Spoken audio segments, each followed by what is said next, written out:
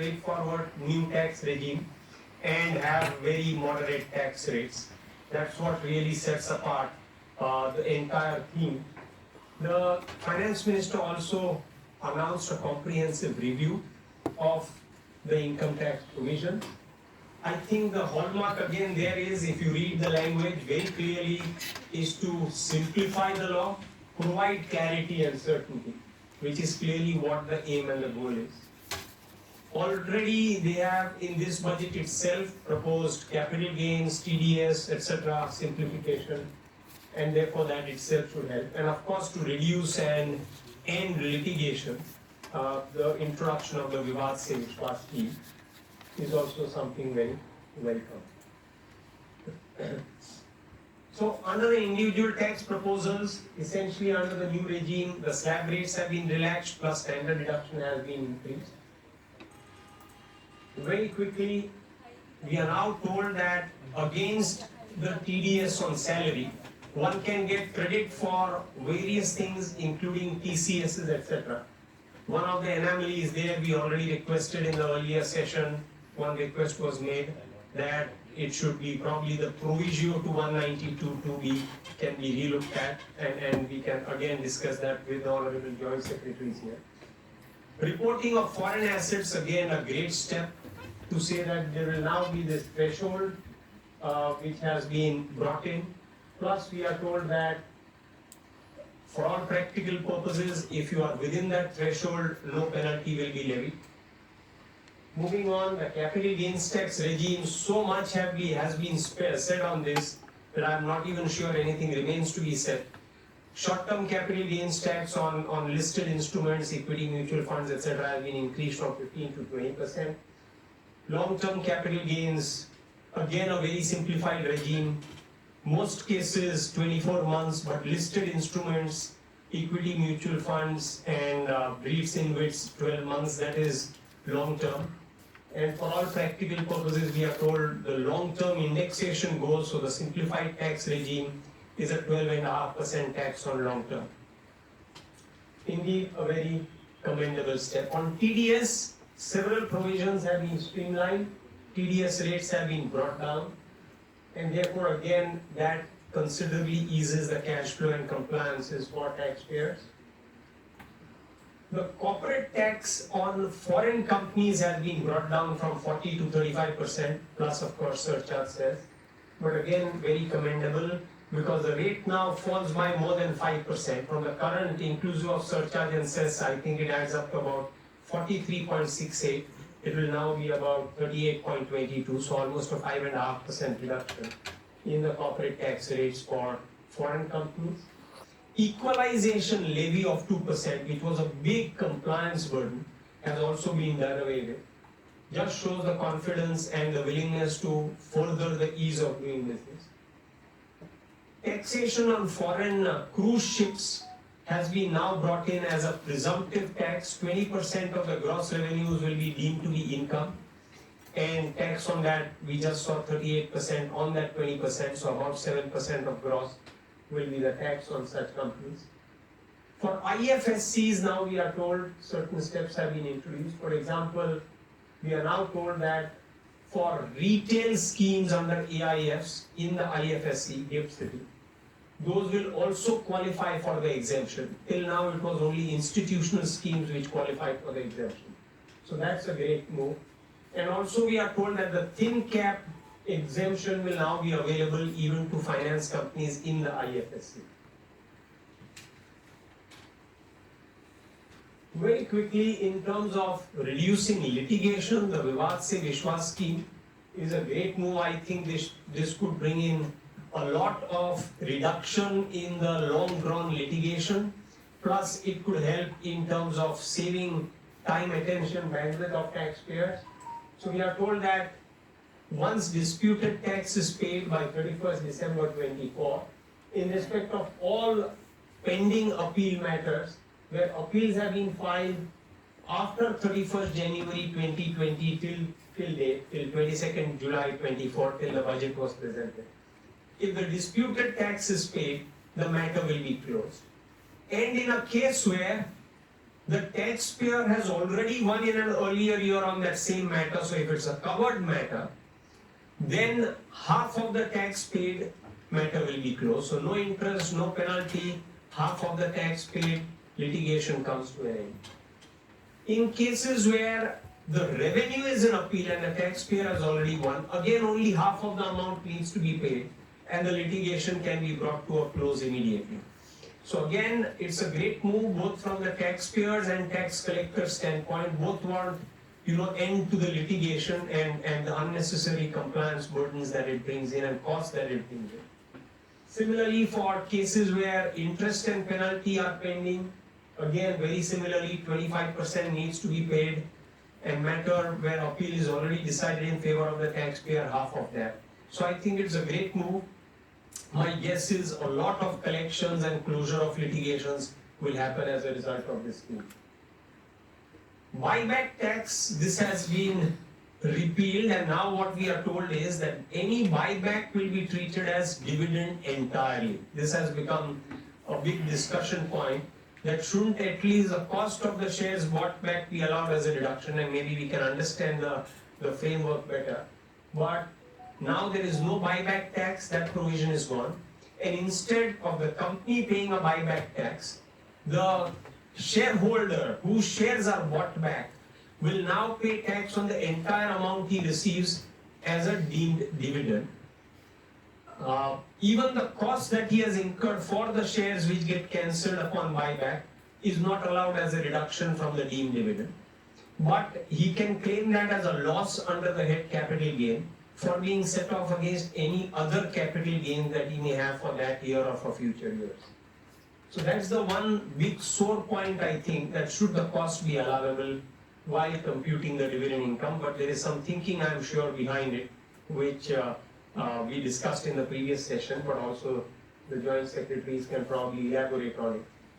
Return from the reporting of income from house property, we are now told it will always be regarded as taxable under section 22. A taxpayer cannot claim it through the back door under section 28, which means as business income. Maybe again there might be some discussion around that. Capital gains exemption to corporates on giving of gift. The section 47(3) has been now limited to only individuals and HULs. There have been some precedents saying companies also can give gifts and so on. But obviously there is no love and affection when a company gives gifts. So I don't know whether when originally drafted also it ever intended a corporate gift to be covered, and now that has been so to say clarified.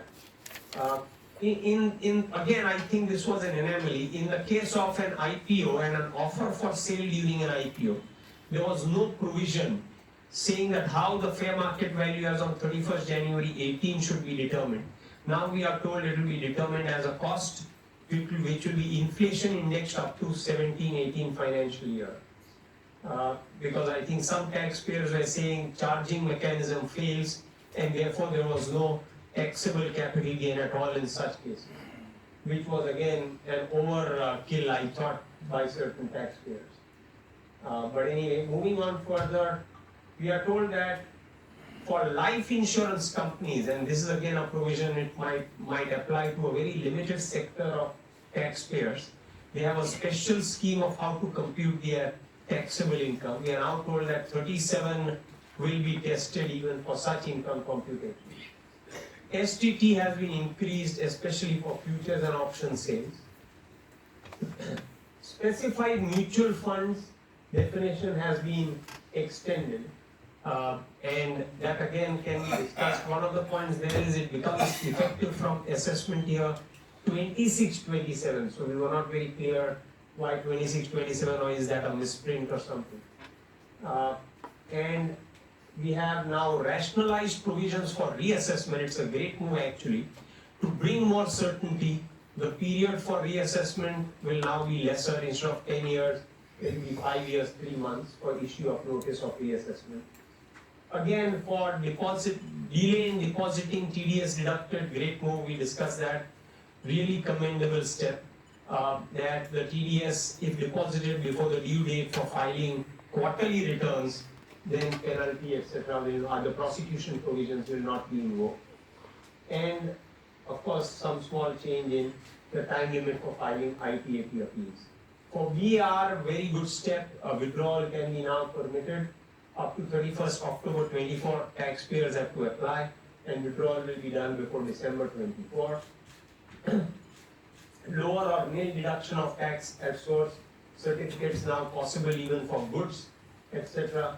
Angel tax provisions completely removed, great move once again. Very quickly, SSEs, person treated as SSEs in default, time limit brought in of 6 years, and even non-residents brought in within that provision. Any questions, happy to take them. And we'll hopefully get answers from our esteemed guests here. Thank you so much for a patient hearing. Happy to take your questions.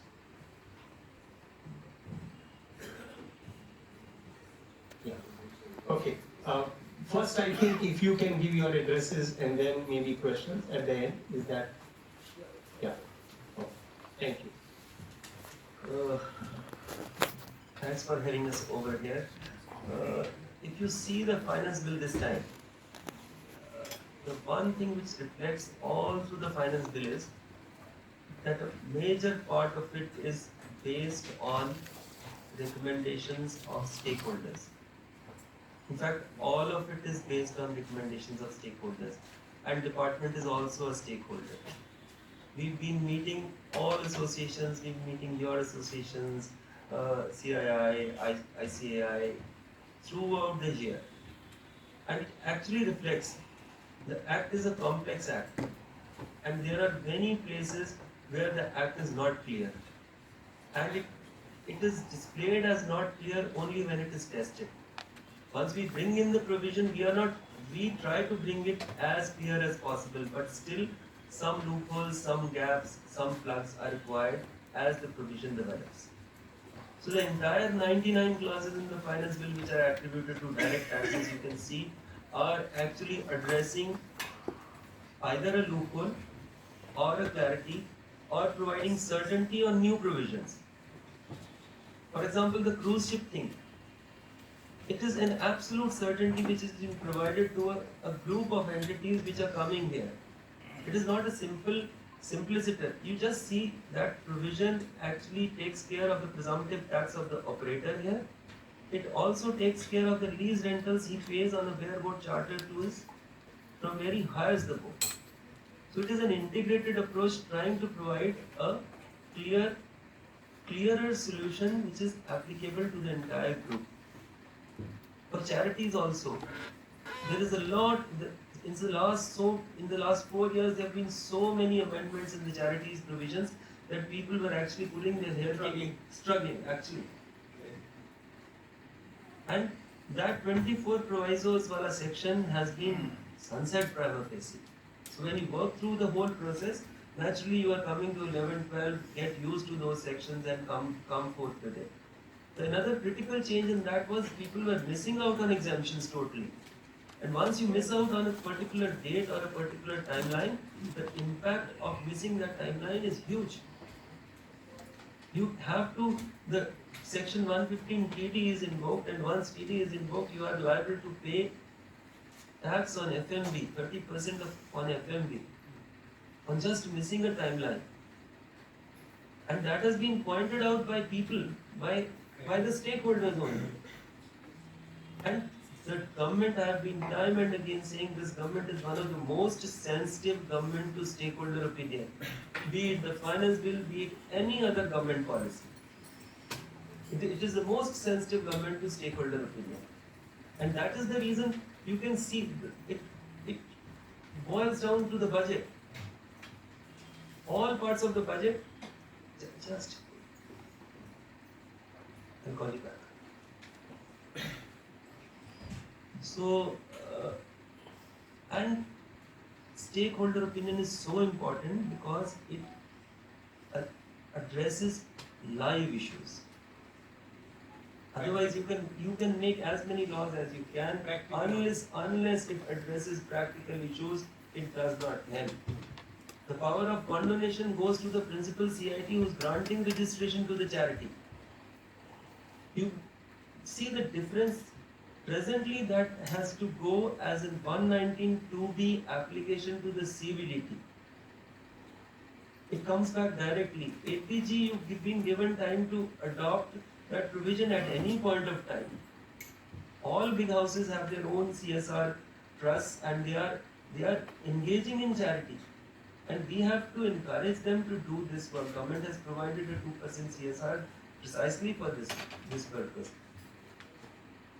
So, the TDS rate. An excess TDS results in refund. We are giving 3 lakh crore of refund every year. So to be able to reduce it in such a large set of sections, it is unprecedented actually. So the budget, you can find faults with the budget. You will always find faults with the budget.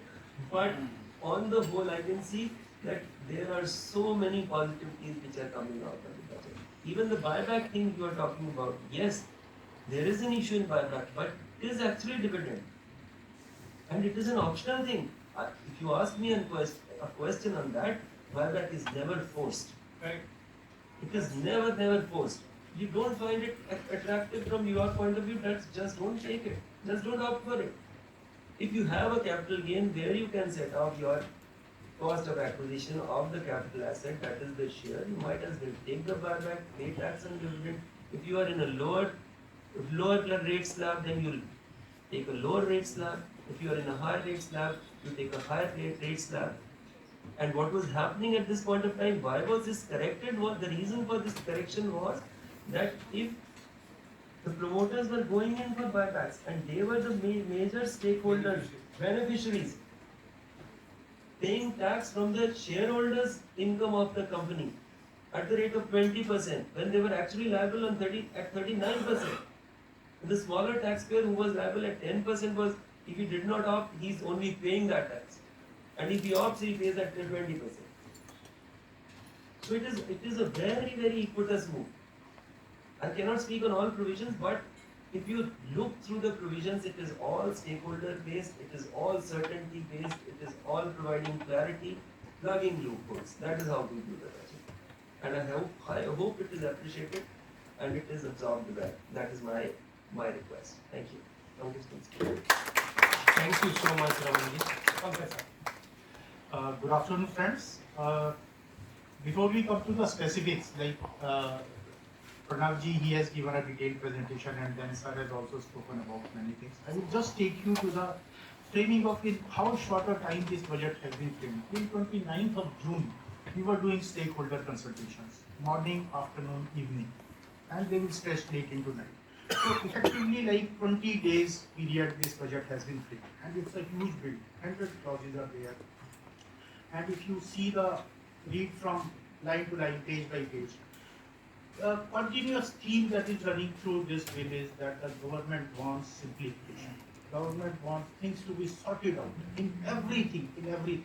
It has plugged few things, few loopholes have been plugged, like for house property, for cases where earlier grandfathering 2018, it was failing in few cases, or where companies were giving gift out of love and affection, what love and affection a company can have. So there obviously things need to be plugged. But otherwise, if you see the way businesses have been enabled, Sir has said cruise ships, then something will come on diamond also, it is in pipeline.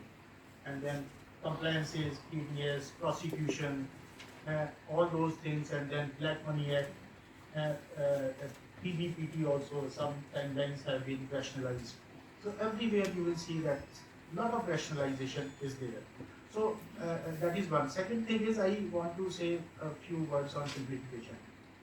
Every human being is a complex entity. So when every human being is a complex entity, how can you have complete simplification for affairs governing the human beings, and particularly taxpayer? There is fight over every single fight. So simplification can be only up to a point. So, but then we have tried very hard. The government has tried very hard to bring in as much possible in 20 days. So I was discussing with Pranavji also. Any policy, it cannot it can never address, it cannot be like framed in that term, Sarjan Hitaya Sarjan Sukhay. It can never be. It can always be Bahujan Hitaya Bahujan Sukhay. हम अपने घर में भी लें, अगर घर में 5 member हैं, उनको कभी भी पांचों को सेटिस्फाई करा ही नहीं जा सकता, कभी भी, never. In 80 years, the father cannot satisfy his son, his children. So, my just that is a kind of I wanted to just think. That was lovely. नहीं हो सकता, वो it is an impossibility. You have to take, there would be some points which you will say कि it could have been done in this manner, it could have been done in that manner. Obviously, anything, one line, if one frames, it can be framed in 100 different ways. There is absolutely no doubt that something can be framed obviously better. But then everyone has his own field of this thing, and whatever has come, we have tried our maximum to to sort things out. So I think it's a from our side we have tried to do as best as possible, and now it is up to you. Thank you so much, sir. Thank you so much. Sir, one of the questions I raised when I was there, when I see this, the specified mutual fund provision, that is one provision which becomes effective from assessment year 26-27. Yeah. There is a understanding. I will just explain the thinking behind it. So the thing is 26-27 assessment year means 25-26 financial year. Correct. Yeah. So that means whatever limited 4, 5, 6 months which are left in this financial year or 8 months. Okay. So there is a computation mechanism below it for specified mutual funds that how their investment will be calculated. And then the SEBI has to monitor it. So now in between if we change, then there are compliances which these specified mutual funds they have to do with SEBI. So we don't want to disturb that compliance in between. So as soon as possible it kicks in. That thing has to be sorted out. We have sorted it out as soon as possible. That means from 1/4/2025. If we say 26-27, that appears no. Yeah. No, but all other provisions normally are 25-26 Because they assessment apply years. to assessment year. Understood. They apply to so Understood. interim budget. Obviously, it was it could not have their substantive proposals could not have come.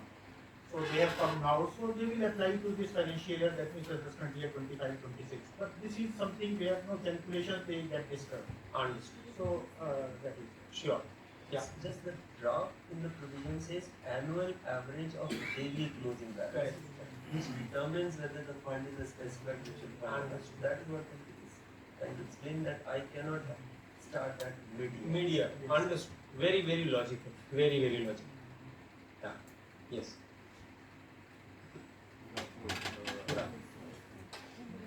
Just quick questions. You Two want to questions. give your names. Vidur Puri, Chartered Accountant. Two questions. You were very clear about the charitable organization and how we have one regime now.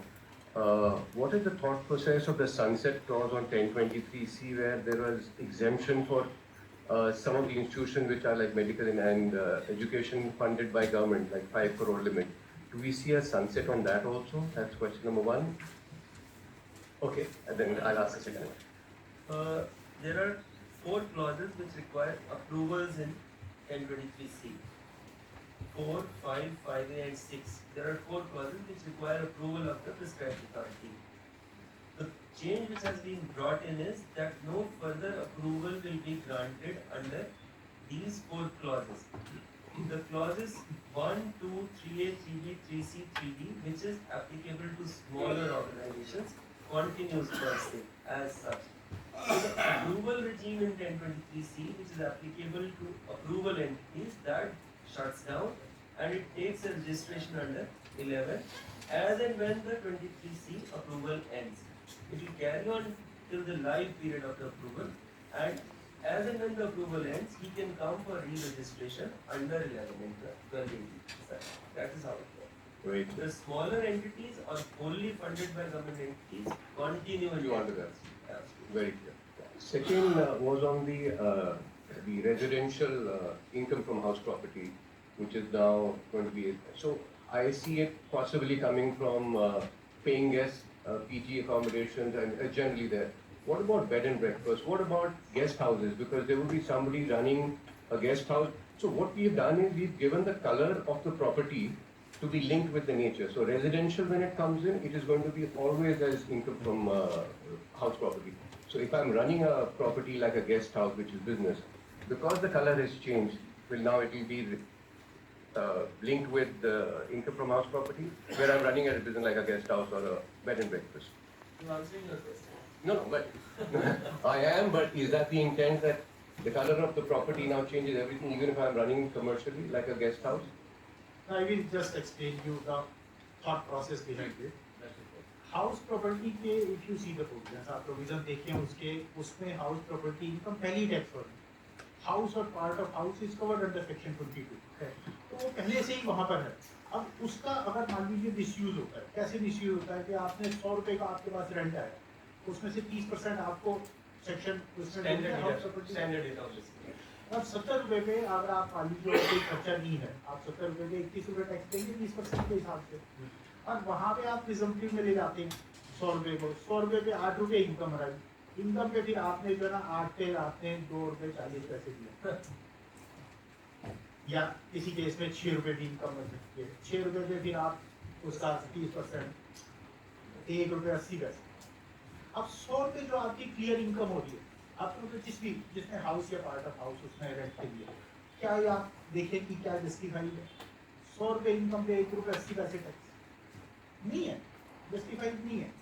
तो वो वहाँ से हमने सिर्फ plug किया। आप देखिए amendment भी जो है वो कहाँ पे बैठा हुआ है, वो बैठा है बिजनेस में बैठा है, ये एज एन एक्सप्लेनेशन। कोई नई चीज़ नहीं हमने प्रोवाइड करी, कुछ भी नया नहीं किया, हमने कहा कि एक्सप्लेन किया कि ये यहाँ पे नहीं होगा, कहाँ होगा, वहाँ होगा, वहाँ जो होगा वहाँ पहले से ही हो रहा है, तो कुछ भी नया नहीं, वो पहले से ही जैसा है वैसा ही रहा, कुछ भी नया नहीं।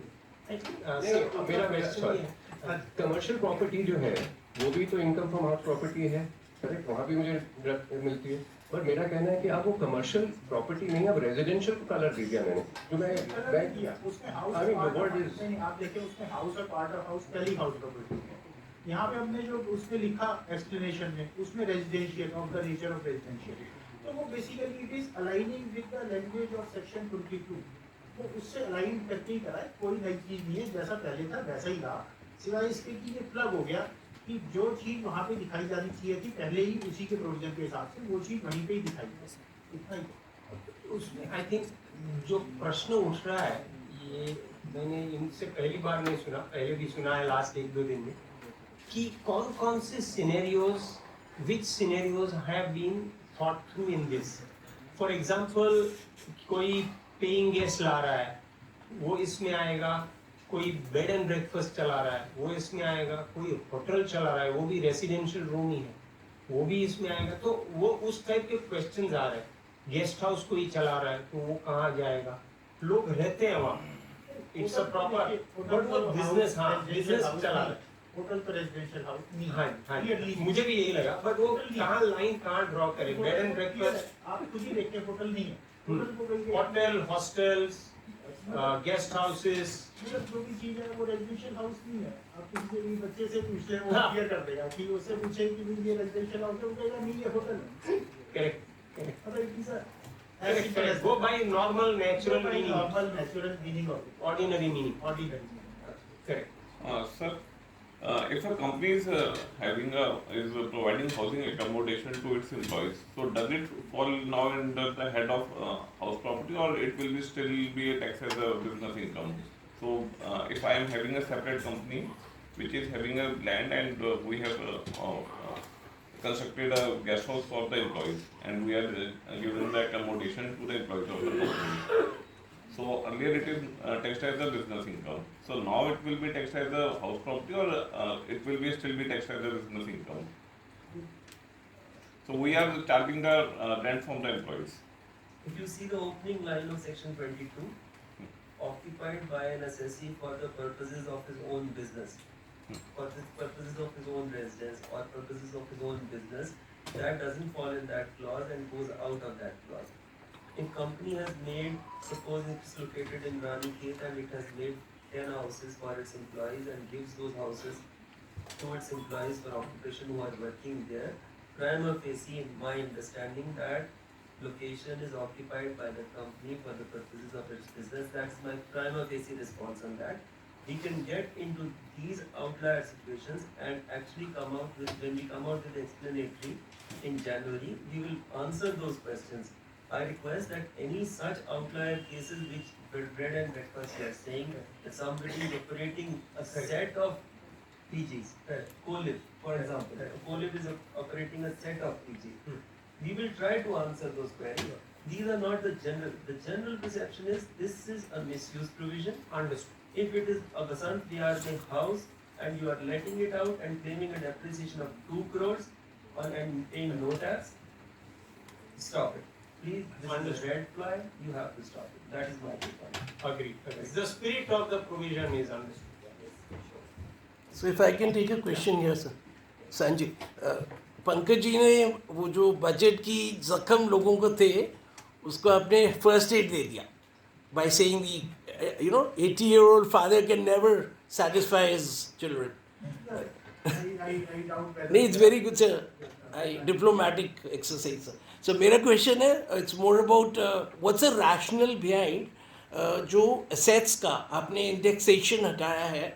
So what's the rationale, and is it some kind of artificial intelligence exercise where you realize that people are not the chartered accountants, they'll be really because they are guiding the taxpayer how to file his income tax. So do you think that it's going to be the right way, sir? Sir. देखिए उसके अंदर बड़ा simple है कि आप एक provision चल रहा है 20% रेट है वही आप कह रहे हैं ना इंडेक्सेशन जो प्रॉपर्टीज पे you remove yes sir indexation का 20% चल रहा है इंडेक्सेशन Yes, sir. चल रहा है अब आप कहते हैं कि इसको सिंप्लीफाई करा दें अक्रॉस ऑल असेट्स एक रेट कर दिया मान लीजिए सिंप्लीफिकेशन कोई भी होगा किस तरीके से होगा कि जहाँ पे आदमी को समझने में समझाने में लिखने में भरने में रिटर्न भरने में कंप्यूटेशन करने में अपने रिकॉर्ड मेंटेन करने में कागज संभालने में हर चीज़ में उसे आसानी हो अब आप मान लीजिए जैसे किसी भी प्रॉपर्टी पे आप डिडक्शन के लिए जाते हैं आप किसी आपको लगता है कि भाई मेरा टैक्स जो है कंसिडरेशन के हिसाब से ज़्यादा बन रहा है असेसिंग ऑफिसर के पास जाते हैं कि भाई मेरे को लोअर डिडक्शन सर्टिफिकेट दे दिया गया वो आप उसको अपने कागज देते हैं वो कहता है कि वो कुछ मानता है कुछ नहीं मानता है ठीक है आप उसको सेटिस्फाई करने की कोशिश करते हैं यहाँ पर क्योंकि डिपार्टमेंट और टैक्सपेयर दोनों उसकी कंप्यूटेशन में उलझ जाते हैं तो जब वो लोअर डिडक्शन के लिए डिडक्शन की स्टेज पे भी कंप्यूटेशन में उलझ रहे हैं तो एक्चुअल असेसमेंट पे क्या नहीं उलझेंगे तो अगर आप किसी चीज को सिंप्लीफाई करने चलेंगे आप कहेंगे कि भाई across all assets can I provide some rate जो कि सबके लिए जो है ना रीजनेबल हो जिसमें आदमी को लगे कि नहीं रीजनेबल अगर मैं एक रेट प्रोवाइड करता हूँ तो वो अगर मैं that has to be obviously across all assets it has to be a simple and nominal kind of not very high तो 12.5% रेट लॉन्ग टर्म के लिए मान लीजिए हमने प्रोवाइड किया आप खुद ही मान लीजिए आप पॉलिसी बनाए आप 12.5% आपने रेट प्रोवाइड किया अब कहेंगे 12.5% के बाद में इंडेक्सेशन को दूंगा मैंने इंडेक्सेशन का ये 7.5% घटा दिया जितना रेट था 20 उसको 5/8 कर दिया 5/8 times of the earlier now the indexation has no this thing and indexation is leading to no complication taxpayer जो है आप देखिए सिंप्लीफिकेशन हर आदमी चाहता है हर आदमी अपनी लाइफ में भी चाहता है अपने बिजनेस में चाहता है हर जगह चाहता है पर सिंप्लीफिकेशन वही एक उसकी एक कॉस्ट है आप उसमें जो है ना सब जन वो नहीं कर सकते आप ये सोचें कि आप सिंप्लीफिकेशन नहीं करें हर आदमी को फायदा भी हो जाए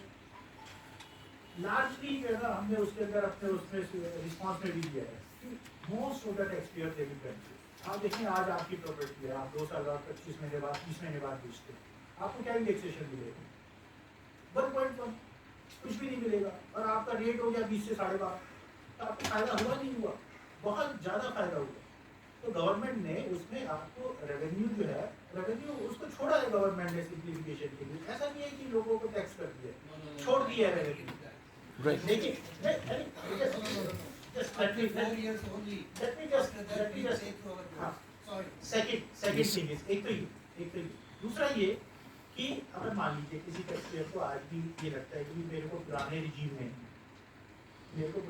में कम टैक्स पड़ रहा था मेरा 20% की इंडेक्सेशन कम टैक्स था 12.5 विदाउट इंडेक्सेशन मेरा कुछ अधिक बन जा रहा है हाउस प्रॉपर्टी में आपको रोल ओवर अवेलेबल है रोल ओवर 54 में अवेलेबल है 54F में अवेलेबल है आप रोल ओवर बेनिफिट को जरा भी टच नहीं किया आप अपना दोबारा से, और उसके अंदर 54 में तो आपको जितना लिमिटेड कैपिटल गेन है वही आपको इन्वेस्ट करना है।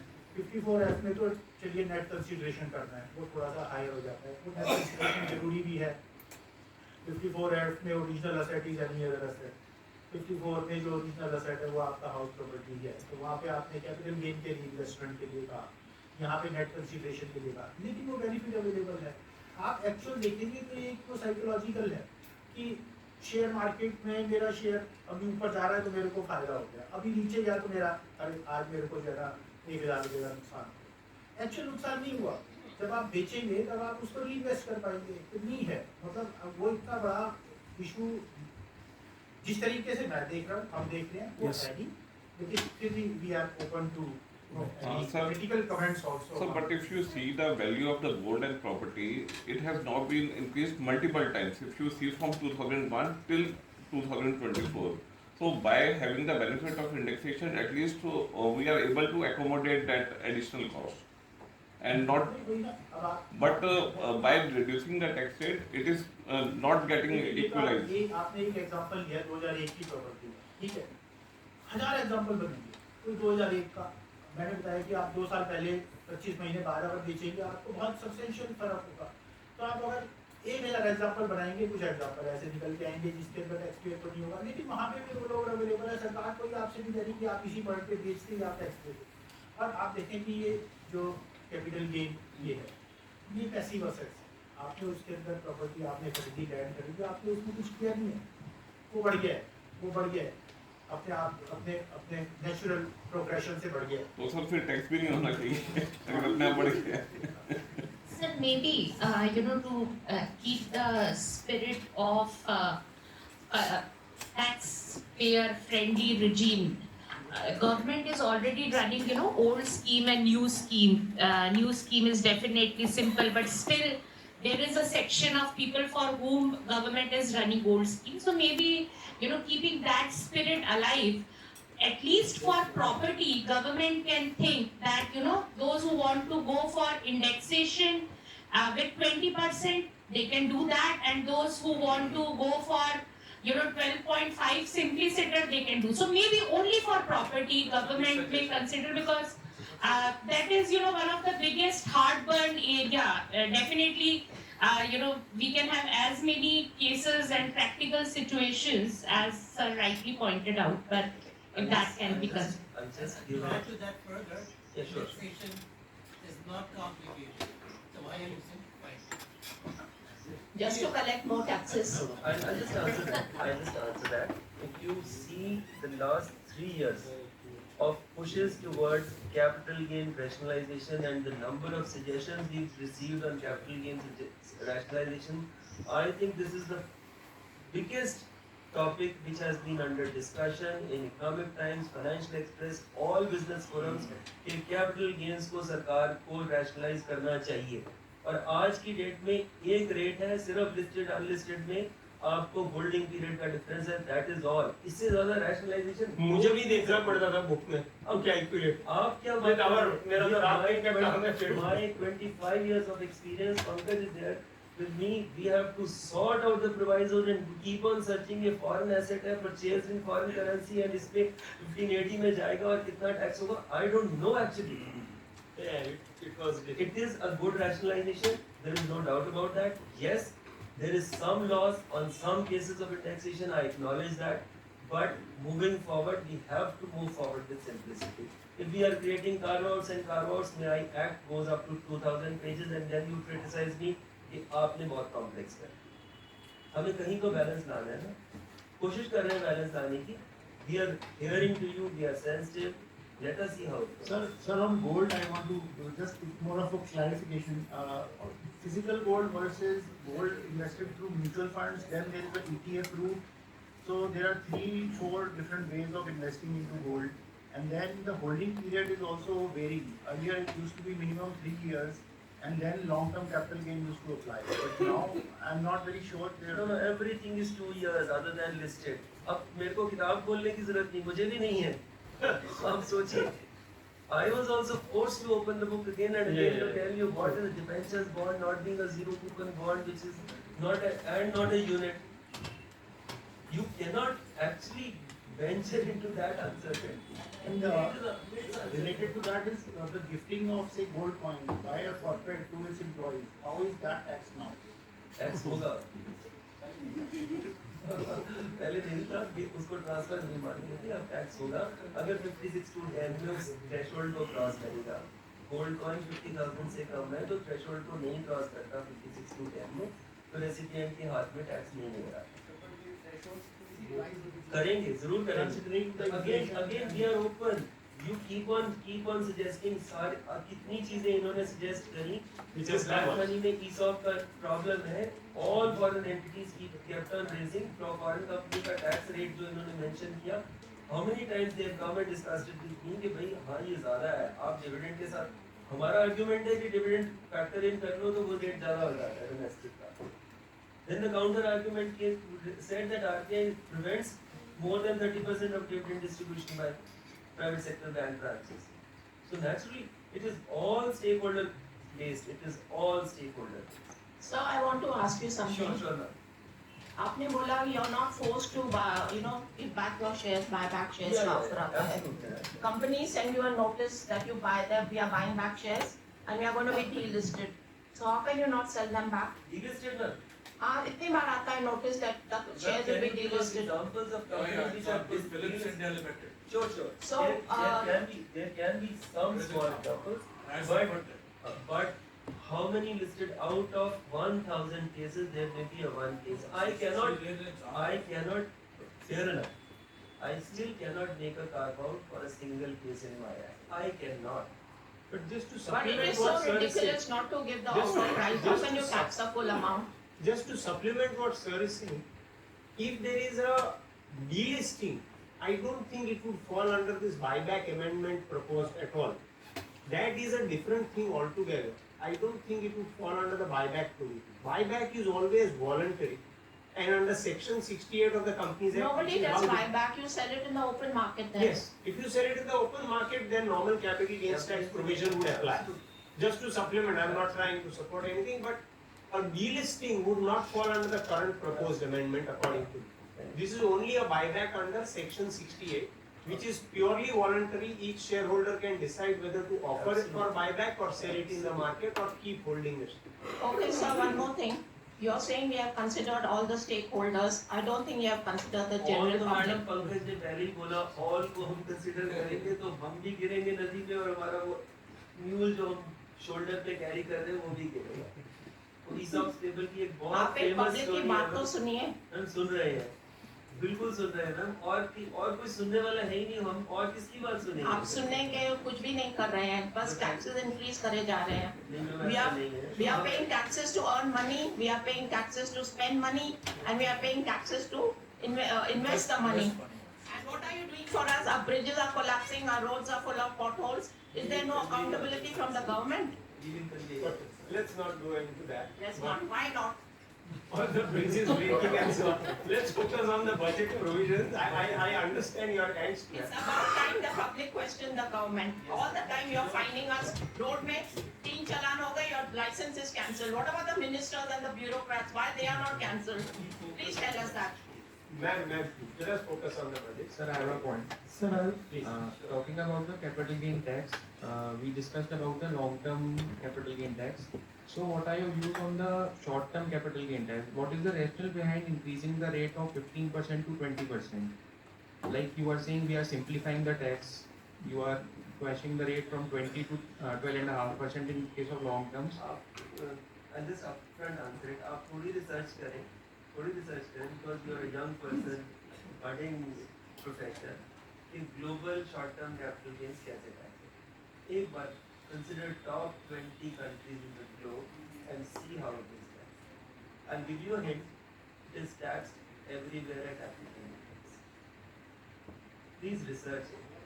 20% हमने change किया, होना तो applicable चाहिए. समझ रहे हैं ना? That will make it even more simple. Only thing is STT आया था capital gain. I can That is you the can way. argue that STT नहीं होना चाहिए. I can accept your argument. I can absolutely accept your argument. So, for TDS rationalization, we have noticed that most of the sections, their changes would be applicable from 1st October. Whereas for 194D, that is Insurance Commission, it is mentioned that it would be applicable from 1st April 2025. And so is there any specific reason? Absolutely not. अगर वो section पढ़ेंगे उसमें rates in force लिखा हुआ है, तो section 194D है उसमें रेट्स इन फोर्स लिखा हुआ है, deducts to be deducted at rates in force. Rates in force comes to part 2 of the first schedule, which says that TDS throughout the year is to be collected at this rate. So वो rates in force वहाँ से import होके आते हैं, तो इस वजह से वहाँ पर तभी उसमें कोई amendment भी नहीं है, इस साल आ रहा है पूरे साल के लिए। That is the जहाँ पे रेट कोर्स होगा वो पूरे साल के लिए जाएगा, और जहाँ रेट सेक्शन में होगा वो आप किसी भी डेट से चेंज कर सकते हैं। So sir, maybe it's time to change that section. Yes. Rather than rates in force, it should be rates. Separate exercise. Yes. I accept that. Sir, good afternoon. I have a question. Yeah. Let's have only one after this, because I think we are. Sure, sir. I'll put it straight on thought. Sir, this government undoubtedly, Honorable Prime Minister, the vision Make in India, Atmanirbhar Bharat. Sir, I come from. Sorry, hello. I work in a biosimilar company, it's a biopharma company, which is a very niche sector of pharma. It's got a huge lot of investment and then a gestation period to earn profit is very high. So I'm coming to the point of section 35 to 80 on the R&D expenses. So the companies incurred losses and it continues for more than 8 years, 10 years, because launching a product of biosimilar is not an easy job. So you don't allow 35 to 80 to carry forward if you are incurring losses. So that needs to be looked after. It's not helping biosimilar industry to grow. First of all, on the basic philosophy of the government is that we are going to a specific regime of 22%. So once we are moving towards that regime, the most of the reductions which are available in section 28 to 43, which were sort of capital deductions, sort of capital type of expenditure deductions, which are available in those sections 35, 35, 1A, 2A, 35, 80. Those type of sections are not being promoted by the government per se. And with your specific exam reference to the laws being carried forward, I don't recall in the last 3-4 years I have got a specific suggestion on that. So if you have a specific concern on that specific issue, do raise that suggestion. Let us examine it. If we feel that there is a specific case for a sector like pharma to have it carried forward longer, Pharma and it's a biosimilar pharma company. please do. I have not. It should be allowed like a depreciation loss to be carried I forward. don't recall reading any such request in the last 3 years. Okay, So sure. maybe why don't you send it to Vicky? We Yeah. will forward it in our Not post. for the February budget. Yeah. Not understand too much. So One more thing, sir. When you talk on the personal taxation matter, why don't you look into the factors of the inflations, like medical, who are under the old regime? You still consider medical insurance premium at the same rate. You have not increased the FTC limit, which is basically social security where people are investing. So there is no social security cover when one retired from a private sector company. When you talk of a middle class. And that need to be really said, look into it. Charging tax, obviously one is earning income, you should charge a tax. But when you are reducing to corporate taxes, I'm not saying asking to reduce that tax rate, but you should look into the increasing the exemption limit, at least to match the inflation rate. Insurance premium has increased. Go for last 5 years, for 20 lakh premium, 20 lakh coverage, the premium used to be 30,000 or something like that. Now it's goes up to 50,000, 60,000. So Either you put a break on that premium, these things. I just answer that. Yeah. It is a broader policy perspective that whether tax policy should be used to induce you to have social security or medical insurance, whether or not, that is a broader perspective. Sure, sir. As far as the tax component is concerned, in 23 we had a detailed exercise on this. again and again we went through recursions and recursive processes that a person making an investment or savings of up to 3.75 lakhs for a 15 lakh income was benefited in the new tax regime without any deductions. So the tax paid in the new tax regime on 15 lakhs was actually factored in all your expenses of this time. No, sir, sorry, I disagree with you. You don't consider, so you are looking after the, only one section where the government employees are covered by the government, to take care of their medical and their parents. No, no. But you are not taking consideration when, private sector employees. Just let me conclude. Just let me Sure. conclude. आप जब old regime में जाते हैं तो आपको limitations हैं कुछ deductions की, वो डिडक्शंस की लिमिट अप्रॉक्सीमेटली 2.5 लाख के आसपास पड़ती है, सारी डिडक्शन मिला ले तो 1.5 for ATC plus 50 for NPS plus 50 etc. It boils down to roughly 250. Your suggestion is इस 250 को 350 कर दें. Your suggestion is to revisit those limitations, those limits and increase them. The purpose for doing that was to reduce your tax liability. Fundamentally, that is the purpose, ना? मैं जब आपकी deduction बढ़ाऊंगा किसी सेक्शन में तो आपकी टैक्स लायबिलिटी कम होगी. मैंने वो टैक्स लायबिलिटी 375 तक बैलेंस आउट करके न्यू रिजीम में दे दी है. अब उसको इस तरह से देखने की कोशिश करें. आप भी आज न्यू रिजीम में टैक्स दे रहे हैं, क्यों? इसीलिए दे रहे हैं ना. आप देखिए, अपना चेक करें, न्यू रिजीम में अगर आपने रिटर्न नहीं फाइल करी आपको कम टैक्स पड़ेगा. नहीं सर, नहीं पड़ेगा, बिकॉज आपने अदर डिडक्शंस को आपने कंसिडर नहीं किया सर. अदर डिडक्शंस को You're not considering HRA. One of the major component of the salary class is HRA. आपने नहीं किया sir. Just have a I think we should break for the lunch, and then there's another session starting at. So the last question, please. So the last question. Okay. Good afternoon, sir. Keep it brief. Yes. Thank you. Sure. I'm the Jasmine Sood, a chartered accountant.